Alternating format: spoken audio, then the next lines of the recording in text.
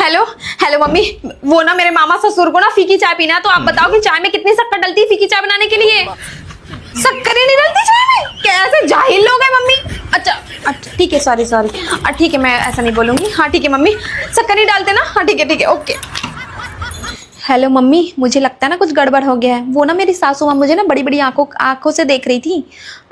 बस उन्होंने बोला कि बेटा ससुराल और मायके में ना फ़र्क होता है। आप मायके में बैठे रहती थी ना तो चलता था, यहाँ ना कुछ काम करना पड़ेगा। तो मैंने भी कह दिया कि ये आपका भी नहीं है, चलो आप बर्तन धो, मैं रोटी बना देती हूँ। कुछ गलत कहा क्या? अब बड़ी बड़ी आंखें करने की क्या ज़रूरत है बताओ।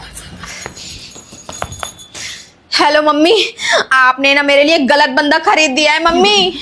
अरे यार, ये बोल रहा है कि तुमको शादी के बाद भी पढ़ाई करनी पड़ेगी। अब बताओ यार, इसे बचने के लिए तो शादी की है यार। इसको समझाओ यार, मेरे को पढ़ाई नहीं करनी यार, मैं बर्तन मांज लूंगी, मुझे चलेगा।